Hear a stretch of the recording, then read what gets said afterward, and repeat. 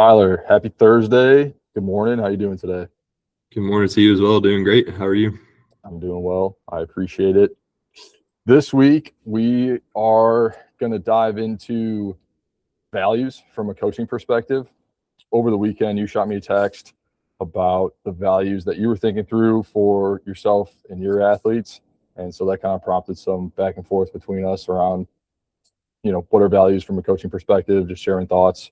But maybe to start off, what made you want to think about having a set core of values? Was there a moment that led you to thinking through these, or is something you've been ruminating on for a couple weeks now? Yeah, I'd say we all have internal values that we all kind of coach by or we all kind of live by. And so I know I was talking to one of my other mentors for my time at Maryville College, and kind of just seeing how he has his coaching philosophy laid out. It definitely helps in resume building or like interview processes, because I know a very popular question is like, all right, what are your values? And so it just got me curious of what mine actually are. So I took the time to write them actually out and then define them. And I think that's what sparked that. Like I said, they were already internalized in my playing years and my coaching career so far. And it was actually pretty interesting to see where they're at now. Have you noticed a big change in them? We'll dive into kind of what each one is, but have you noticed them change over the course of your years in the field and involved in sports, or have they kind of stayed relatively the same throughout that?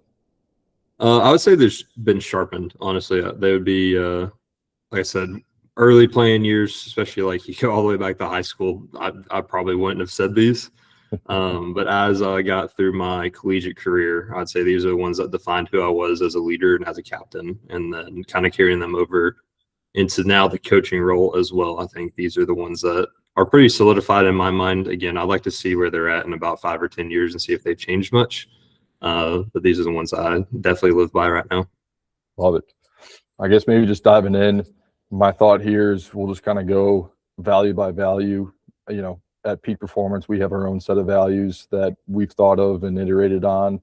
So I'm thinking we just kind of go one by one and just kind of talk about each value, what it means to us, and how we see them being lived out in a day-to-day basis. So maybe just start with you, Tyler. What's your first value? Yeah, my first value I have is just discipline. And then I define that as be where you're supposed to be, when you're supposed to be there, doing what you're supposed to be doing. I think discipline trumps motivation 9 times out of 10, if not 10 times out of 10. It's how consistent are you doing the things that you know you're supposed to be doing. When I was a player, I think I missed one summer workout in my 5 years, and that's just because my alarm didn't go off. But I preach this to my athletes all the time, just to let them know this is what I'm expecting of them. If you are consistent and you show up day after day, even when you don't want to, and you do the things your sports coaches and your strength and conditioning coaches asking you to do, you're setting yourself up for success. 100%. No, I like that. For us at Peak Performance, how I think about our values, we have them collectively as a coaching staff, but as we've iterated on them, I've known that, or have realized that they're actually pretty applicable to a lot of our athletes and adults that come and train with us. So our first one is know your why. So why do you want to be here? Why do you want to do what you're doing? From a coaching staff perspective, I want coaches that are fully bought into training people, to coaching people, and having a deep why behind that. We work long hours, we work long days. It's very taxing to be in front of a group of people for a long extended period of time, and you stack that over weeks and months. So there has to be a deeper reason why someone wants to be here and do that. Same goes for an athlete or an adult. I want them to have some sort of deeper why behind their training. I think it creates purpose behind it.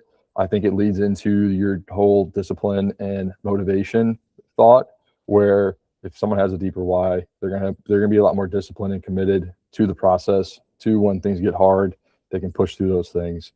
So I always like to start with that. Why do you want to be here? Why is this important to you? And from there, we can continue to branch off. Well, I think they both play off of each other, really. Like you said, like if you don't have a good why for why you're here, you're not going to want to wake up at 4 a.m. to go to the 5 a.m. meeting or the 5 a.m. lift, whatever it might be. You're not going to want to, like I said, part of my do what you're supposed to do is like wearing the right attire every time, making sure you're 15 minutes early, making sure you're going through the program exactly how I tell you to do it. If you don't have a good why behind it, then you're never going to have that discipline to continue to show up and do those steps that we're asking you to do. 100%. And it's really interesting. I think sometimes people might hear that and say that's so over the top, that's so overboard. But I'm certainly of the same mentality and mindset. And I was listening to a podcast, and it was a University of Michigan tight end was talking about his strength coach. And in their weight room, they always wanted to have their M facing up, kind of like how the power T is at the University of Tennessee.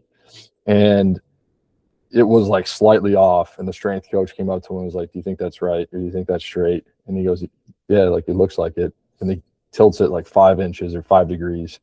And he's like, "That's perfect."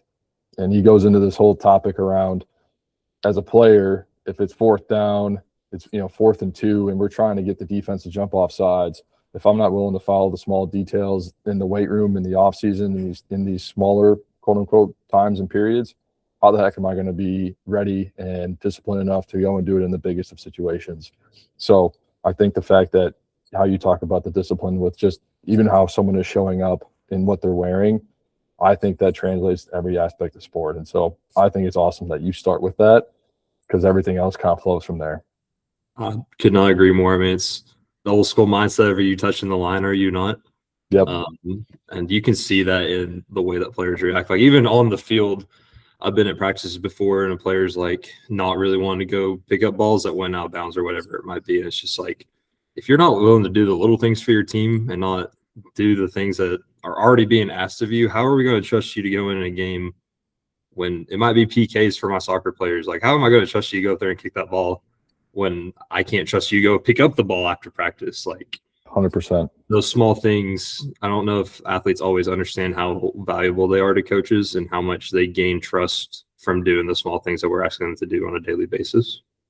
Not to continue to go down this rabbit hole, but I think it brings up a good point in that this is one of the reasons why I love strength conditioning and I love the weight room, because we can teach these principles and we can hold athletes to these standards without much consequence. Like if someone doesn't show up in the right attire, okay, maybe it's just go and change. Let's do it better next time. Maybe you have 15 push-ups, whatever it might be. But say, you extend the example of, okay, if it's 4th and 2, offense jumps out off sides. Now they lose the game. Like that's a real-time consequence with a loss on the board. So I think the weight room is just an awesome opportunity to be teaching these small little things that are going to carry over to their sport and make these athletes successful. And I think a lot of times coaches or athletes, they kind of lose sight of that. Well, I always come back to that's why I love this so much, is like we can teach all these things without much consequence and really get these athletes to where they want to be athletically. Absolutely. Just what's your second value? Second value would be effort. I just define that by bring your best every rep, every day, regardless of how you feel. I'm very realistic with my athletes. I know they're in season. I know they're banged up. But if you bring your best every day and I can see the effort you're putting in, you're not just going through the motions and you're, by God, not skipping reps or sets or whatever it might be without talking to me first. I can see that effort and see kind of what your body language is around that day. So always bring your best effort that you can for that day.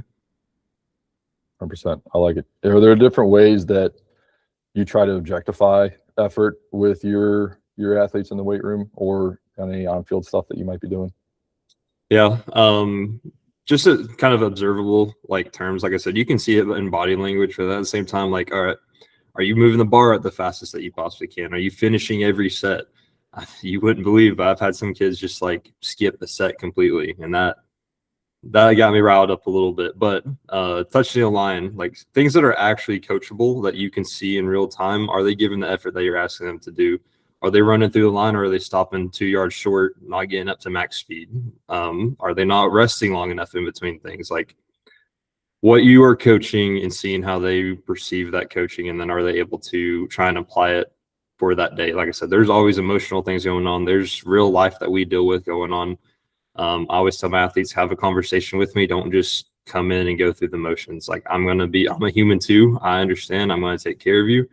But you showed up. That was half the battle. Now let's win the other half of the battle. 100%. I like that. For us, our next one, I call it lead from the front. And it's I want myself and our team to be a walking example of who and how we coach. And so that's in the habits that we live in terms of the nutrition that we're doing, the training that we're doing, the recovery from a nutrition and a sleep perspective. I want our adults and our athletes to look at us and say, okay, we believe what they're telling us because we can see it in them. But I also think this translates a lot to our adult population, where be a walking example for your kids. I would imagine that every parent wants their kid to be active, to be healthy. So let's be that example for them in terms of the time that you're spending working out and training and the nutrition you're doing, sleep you're giving. But I also think this translates to our athletes as well, where they're going to be leaders on their teams and in their sports. And so be that example that the coaches want or that you expect of yourself. I think at Peak we have a lot of high standards that we have for our athletes, and so my hope is that some of them take those higher standards with them to their teams, and they can go and lead their teams to success, to wins, to all those sorts of things. 1,000. I actually made a note of that as well. Like, you have to model it yourself, especially with effort. For me, like energy when I'm coaching cues or just attention to every set. Am I sitting there because it's 6 a.m.? Am I moping? Am I tired? Because your athletes will buy right into that. They're going to, whatever energy you bring, they're going to have that same energy. And then also practice what you preach. Like, that is how I live my coaching. I'm not going to do something I haven't tested on myself with my athletes. And they can see that I obviously do the training, I do the conditioning, I do the things that I'm asking them to do. And obviously I'm still young, but I don't think there'll ever be a time where I don't do some sort of training or training for something. And so if they can see the effort that I'm putting into this because I believe in it, it helps with them put in the effort as well. So I think that goes really well with what you were saying. I think, and I know you say that humbly, but for you, and I know your training style and your training split, like you still train like an athlete. You do a lot of athletic things. And so I think that takes an incredible amount of discipline and commitment to stay in that. Just because I know you did it for football and you stayed with it, or you just trained super hard when you were playing football. It's very easy to get in the mentality of like, this doesn't matter anymore. I'm not doing what I need to do for that. But I think it's a testament to you and your coaching of like, I want to know what my athletes feel and experience, and I care about them that much. So I'm going to continue to have the discipline to train 4 times a week, 5 times a week, still do Olympic lifts, still squat very heavy, and do all these things. So I just think that's a testament to your coaching style and just commitment to your athletes. Well, I think you're tooting your own horn as well, because I think that might be the crazy football in us, but definitely senior training as well. So I appreciate that, man. Sometimes some things don't change. No, they do not. No, they do not. You gotta be a little crazy to get into this profession. Exactly. I think I just went. You're up next, right? Yeah. The last thing or last value that I have is just love. You can also just call it care, is what I've told to some of my kids, but it's just uplift and hold accountable the people around you. You have to care enough to push someone and tell them the truth. So like, even if they don't want to be pushed that day or they might be slacking off, you have to look at that teammate. You have to care enough for them to almost drag them along, kicking and screaming sometimes. But if you truly love them and you truly care about them, you're going to do everything in your power to help them get to where they need to be. And I do that with all my athletes. I will never give up on an athlete. I will make sure that they know I'm still there for them, even if they don't want me to be. But yeah, just going by that, learn who your athletes are, not just their sport, but like show you care truly about who they are as a person, what they're going through in class, what they're going through in their life. Give them the opportunity to always come to you and talk to them, and then just give the hard feedback when you can, and then praise them in public. So if they do something really great on the floor, make sure you praise it. Let the whole team know that this guy is doing, or this girl is doing what they need to be doing. You talking about that, it made me, I think when we use the word care, there's very positive mentality and just association to the word, which I think is totally accurate and right. But to me, I think care also is having those hard conversations. It is holding the line with someone, holding a standard with someone. I guess, have you had any experiences where you've kind of had to hold that standard, have a hard conversation with an athlete and just kind of pull them up in that still care mentality, but maybe it's a little bit harder than some might take it. 100%. I mean, we always have a standard. We've talked about this before, but you always have a standard that you hold your athletes to, and pushing them to that standard is showing that you care. Because if I just let someone slack off, that's letting them know, especially their teammates around them that are trying to hold the standard, that's letting them know that I don't actually care about what you guys are doing. I don't care about your development. I don't care if you guys don't get the fourth down play or whatever sport it might be. That's showing that team and those people around you that if I'm not taking the time to help someone when they aren't getting the standard, then I don't really care about this team at all. And so I've had those conversations with kids before where they might not be holding the standard, they might not be doing what I'm asking them to do, and I've had to pull them aside in private. It's always explaining why we do the things that we do. Why do we dress the way that we do? Why do we make sure we're all uniform? Why do we make sure we're on time? And educating them on the importance. Usually that works a lot for me, especially at the school that I'm at. I'm very blessed to have a very good group of athletes, but even if it doesn't work, it's then having the captains have a conversation with them. It's having the sports coach conversation with them. And then it might be just actually disciplining them. It might be having to kick them out of the weight room for a day. So they're not being able to train, being with their teammates. It might be, again, I don't like to use exercise as punishment too often, but I've done that before as well, where I've made the whole team do a plank for a very long time to show the importance of what we're doing. So things along those lines. That's how in the past I've done it, and it's worked pretty well for me so far. Oh, that's awesome. I remember hearing this quote somewhere, but it's like when a coach stops coaching you or like talking to you or holding you to these standards, it shows that they don't care. So the fact that, someone is taking the time, they are coaching you hard, they care. And I always come back to that thought. And I just remember for me, I had a basketball coach. I started playing for him in 4th grade. And I played with him through like my freshman or sophomore year of high school, I think. And he was a young guy. He played collegiate basketball, was an assistant coach at the school that he played at when he was coaching me and the team. And he treated us like college kids. Like we were in 4th grade and we were getting dog cussed because of making mistakes.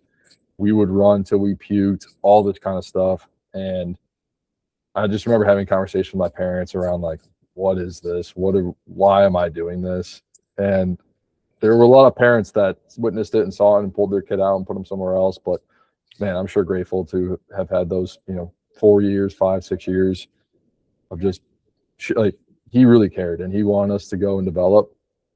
And I always think it's super interesting. There was a group of us that basically played with him from the start to the finish, plus or minus a couple of years. And I want to say there's 5 of us that went on to play some sort of collegiate sport. And I think it was just from him pushing so hard on us and showing us what hard work is and what it takes, and just having that high standard that I think we were all able to kind of take those things and continue to elevate our own game. So I don't know, just made me think of that story. I love that story. Definitely had a few of those myself. It's awesome. It's you just look back now, it makes you laugh. Oh my God. You have no idea. Some of the things we did as players are absolutely wild. Yes. I hope athletes can take similar stories with them from their time today. 100%. I have a couple other values. I'll just kind of talk about one, just because I think it relates to a lot of our demographics. We recently added this one. It's called Champions Do Extra. I had our team read this book called Legacy, and it's about the All Blacks rugby team over in New Zealand. I would recommend it to you, Tyler, and I'd recommend it to anyone that might be listening to this. I think it's just an awesome book around values being one of them, but a lot of just neat stories. But it's going beyond what's required when no one is watching. And I think about that from a gym perspective where we're here to serve those that train with us. And so that's having the extra conversations, having the phone calls to check in with people. For us, it's going to our athletes' games on a consistent basis and showing up for them, having extra conversation, after training sessions, before training sessions. It's us on the knowledge that we're acquiring. It's an ever-changing field. It's evolving. There's always new research coming out. And so it's making sure that we're staying up to date on what that is and giving our population the best product that we can. But I do think it relates to those that train with us. It's when you have goals, it's going to take a little extra work. It's going to take a little extra something to get to those things in order to be at the top, to be the best, to go out and achieve what you want to achieve. It's going to take a little bit more. And that's why I like when no one else is watching, because it's very easy to see some set of eyes, to be consistent, to be motivated, to be disciplined in those situations. But when someone's not watching, what are you doing? What work are you putting in? How are you testing yourself? How are you pushing yourself? And so I think it's just a real good combination of everything that we're trying to accomplish for ourselves as a gym, but then also for the people in here, that it's going to take a little extra. And we're just going to grind it out. So I do think it's interesting how close our values align. Like, obviously we have different ways of defining them or explaining them, but I mean, that would fit right into my discipline category. Yeah.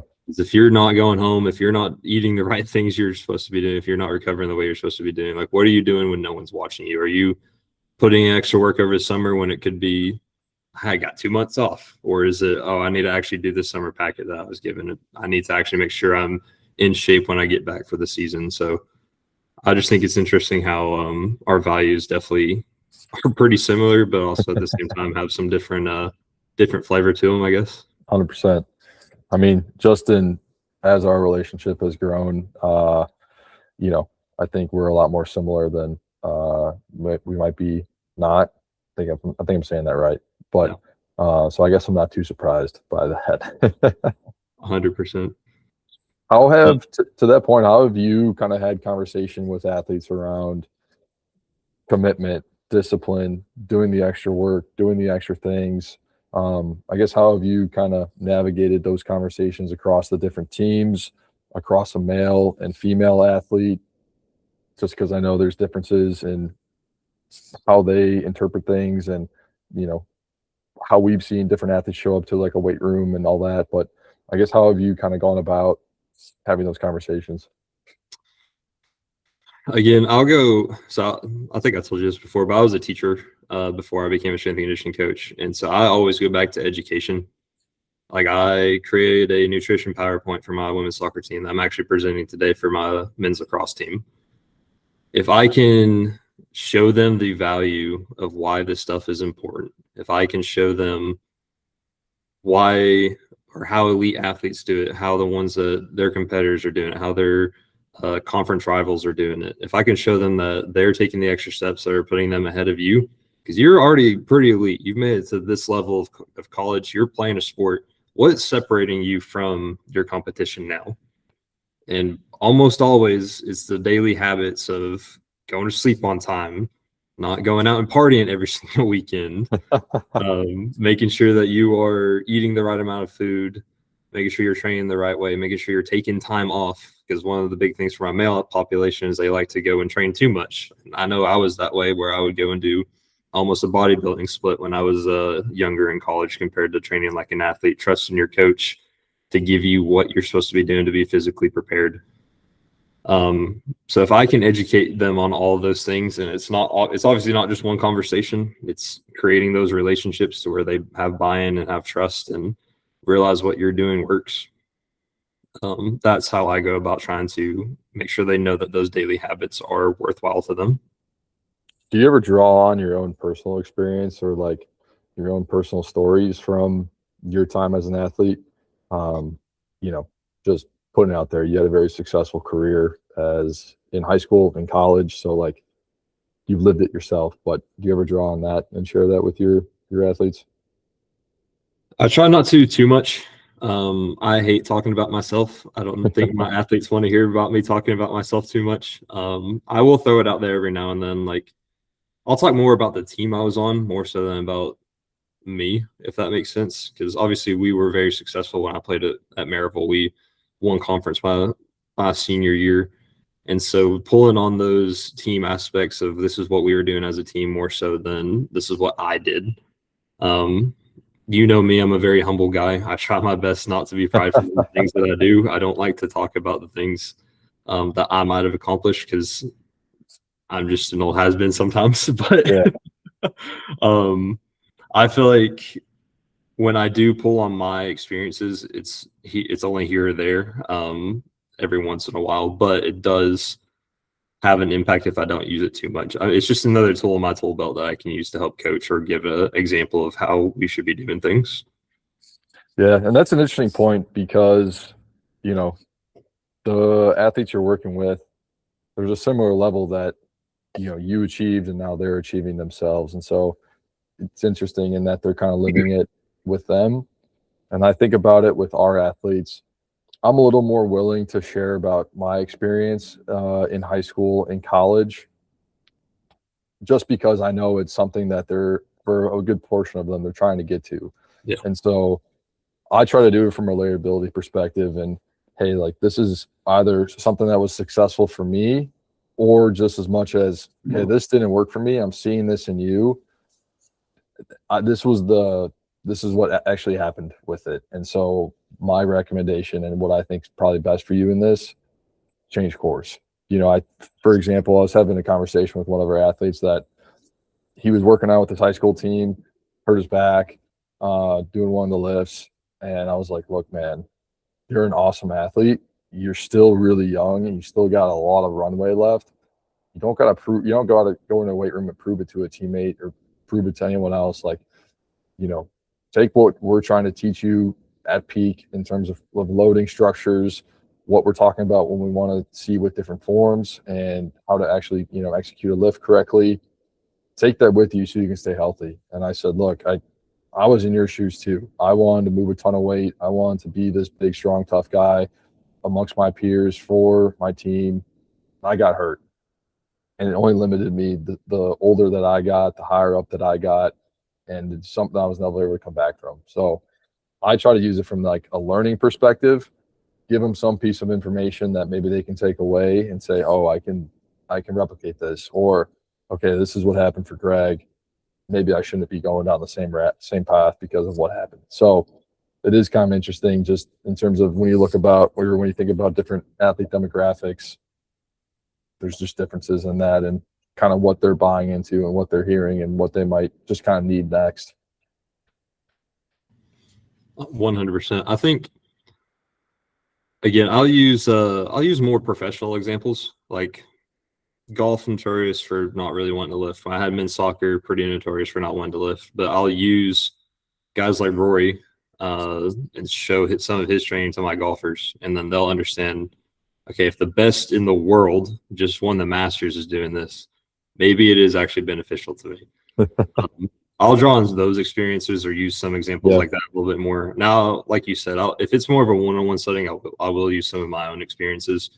I actually just had the opportunity to talk to one of my soccer players about kind of going pro, trying to see how to get an agent and around all those things, because I had that experience of trying to get an agent and going into the combine. So it is cool to use some of the things I did as an athlete and show them, kind of have those one-on-one conversations of how this actually works, how are things that you can kind of get to the next level if that's what you want to do. I know for me, I played Division III. And so working at Division II, sometimes when they hear that I play Division III, they're like, oh, this guy didn't really actually play college. So, at the same time, they know some of them are the other mindset where they're also Division II. So they aren't D1, so they know the lower level is still competitive. Yeah. So it just depends on the kid and how much of an ego they kind of have on them. I will say my male soccer players that I had were probably the worst ones about that. Were like, oh, Division III, what is this guy doing here? Whereas a lot of my female athletes I work with were pretty. They understood the level of competition that all college is. Like, it's not just if you make it to college, you're a pretty good athlete. Like very, very few high school athletes make it to college at any level. So it just depends on who I'm talking to with that. That's funny. And I think that's just an awesome example of meeting your athlete where you're at, because, you know, I think going to like a professional example is an awesome route to take. It's like, that's the next step for them, you know, or the next level that they can draw experiences from. And so it's just knowing your athlete, knowing where they're at, knowing what they need, and you can just meet them right where they're at, which is awesome. I agree. You know, when I was at St. Thomas, we were D3. They're a Division I program now, but we've talked about, it's like we paid to play. Yes, And we did. so to me, I think that says a little bit more than, okay, like I'm getting paid to be here, my school's getting covered, I'm getting X, Y, and Z things. Like, no, like we played for the love of the game. It's like we love the game so much. I'm willing to pay X amount of dollars per year to go beat my body up, to go hit some guys. And yeah, so but I agree. I mean, any collegiate team is going to be difficult. It's, opportunities don't come free or easy. There's a lot of kids that want to play and want to be in those positions. It's competitive. And the thing that I tell our kids, especially the ones that are now going off and playing these schools, is like, look, like it's just getting started, like fantastic. I'm really happy that you got this opportunity. Now the work really begins. Like now you actually got to go prove yourself. The standards are higher. The expectations are higher. The responsibilities are higher for yourself, for the team. Let's giddy up. Let's go. You just signed up for a full-time job. Yes. Where sports are unlike anything else. They're going to cuss at you. They're going to expect a lot more out of you. But I think that's also the beauty of sports, where if you can do collegiate sports, you can do anything in this world.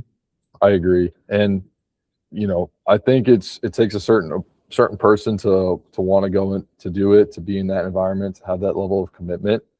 But I'm also of the mentality of, if someone wants it and they want to pursue it and they want to do what it takes, I am all for supporting and saying you absolutely should. I mean, just the amount of opportunities that I've gotten because of, hey, I was a former collegiate football player, and just saying that line, like, you stand out. There's a lot of meaning behind it, and there's a lot of values that go with that, to where people want to be around that. They want to hire you, from an employer perspective.